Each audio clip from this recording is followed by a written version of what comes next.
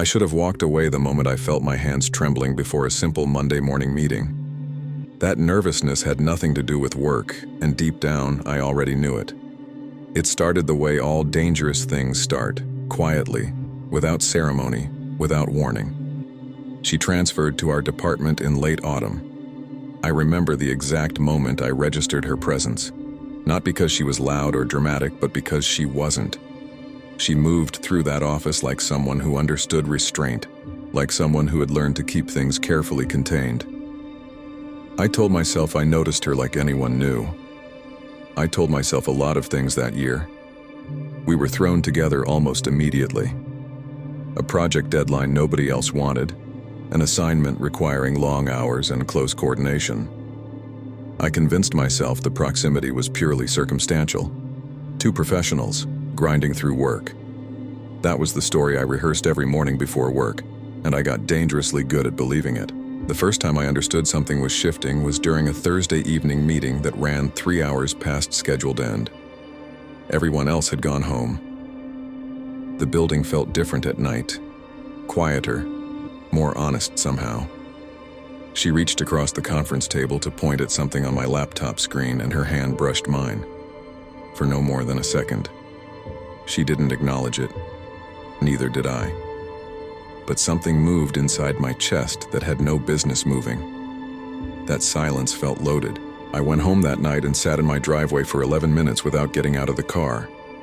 Weeks passed. The project stretched on. We developed a rhythm, a shared language built from small things. The way she passed my desk, the way I started staying later than necessary, telling myself it was productivity. Our email exchanges became incrementally warmer, less formal, the professional tone eroding one word at a time.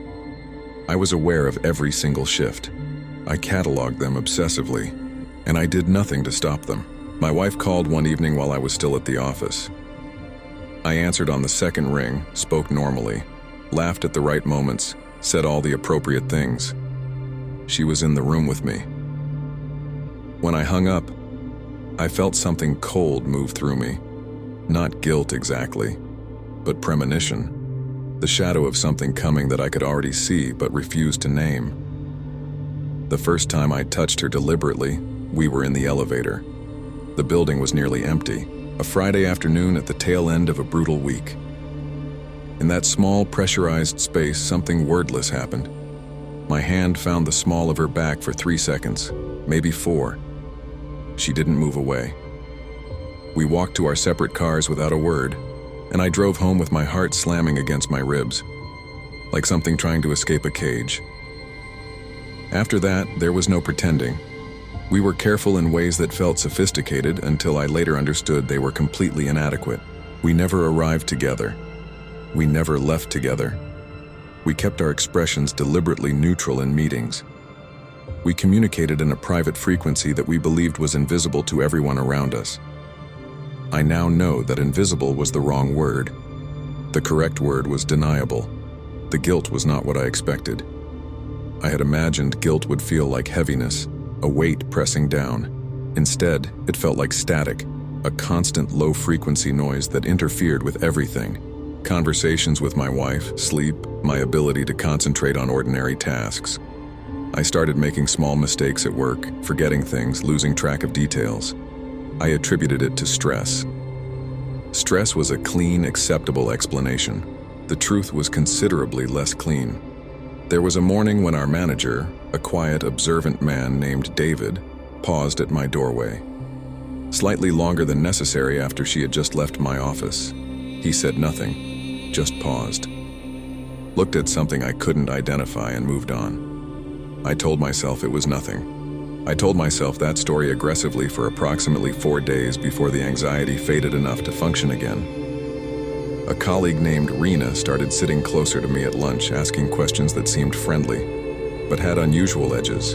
How is the project going? You two must be spending a lot of time together. That must be intense. I smiled and answered every question smoothly and said exactly the right things. That night I couldn't eat dinner. My wife asked if I was coming down with something. I said probably yes. The relationship deepened in a way that terrified me precisely because it didn't feel wrong from the inside. From the inside, it felt like recognition, like finding a frequency that cut through all the interference. That was the most dangerous part. Not the physical proximity, not the risk of discovery, but the emotional gravity of it.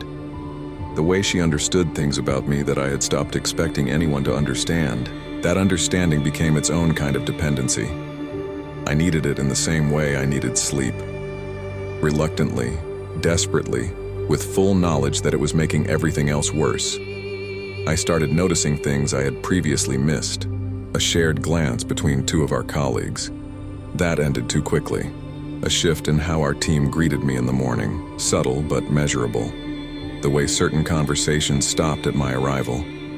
I am an intelligent man. I had spent months convincing myself that intelligence was equivalent to control.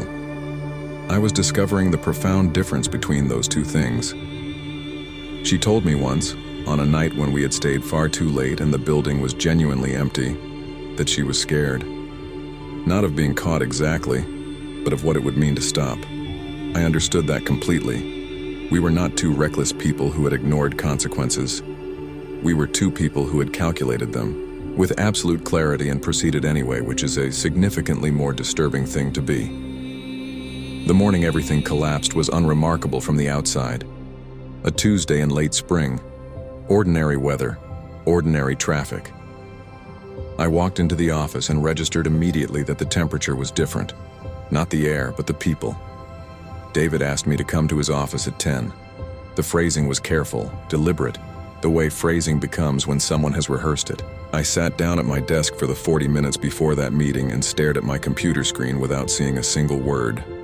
What I had not known, what neither of us had considered, was that the building's security system had been upgraded. New cameras in the corridors, new coverage in the elevator banks, new retention protocols for footage. I learned this in David's office. HR was already involved. A formal process had been initiated. She was in that meeting too. I had not known she would be. The moment I walked through that door and saw her sitting across the table, something inside me simply broke. Not dramatically, not loudly, with a sound like something sealed for a very long time being opened in silence. The professional consequences moved with bureaucratic efficiency over the following weeks. Reassignments, reviews, the language of corporate procedure wrapped tightly around something entirely human. I cleared my desk on a Wednesday afternoon and walked through a building that felt like a place I had never actually known, even though I had spent years of my life inside it. My wife found out through a channel that had nothing to do with work. A detail that still strikes me as the cruelest possible arrangement of events. We are still married.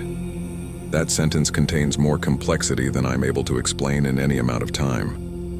What I will say is that the person I am now and the person who first noticed her moving quietly through that office are separated by a distance I cannot fully measure.